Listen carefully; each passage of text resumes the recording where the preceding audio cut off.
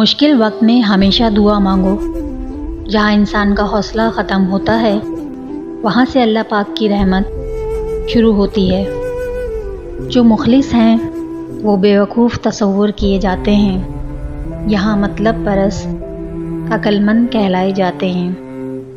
جب دل میں میل، طبیعت میں ضد اور لفظوں میں مقابلہ آ جائے تو یہ تینوں جیت جاتے ہیں، بس صرف تعلقات اور رشتے ہار جاتے ہیں۔ اگر تمہارے رزق میں سے دوسروں کی ضروریات پوری ہو رہی ہیں تو تم خوش قسمت ہو کہ تمہارا رب تمہارا رزق پاک کر رہا ہے۔ ندامت کے چراغوں سے بدل جاتی ہیں تقدیریں، اندھیری رات کے آنسو خدا سے بات کرتے ہیں۔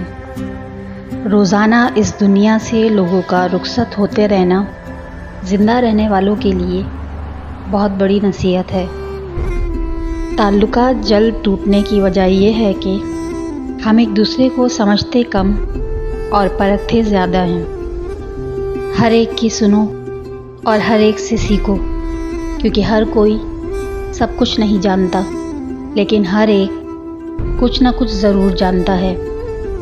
ہمارے بیمار معاشرے کا المیہ یہ بھی ہے کہ یہاں سب کو اپنی دنیا اور دوسروں کی آخرت کی فکر رہتی ہے۔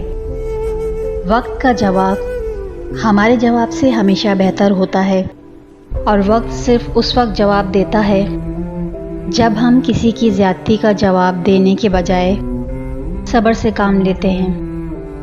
کام سے غلطی، غلطی سے تجربہ، تجربے سے عقل، عقل سے خیال، اور خیال سے نئی چیزیں وجود میں آتی ہیں۔ ہر کسی کے لیے دعا کیا کرو، کیا پتہ کسی کی قسمت تمہاری دعا کا انتظار کر رہی ہو۔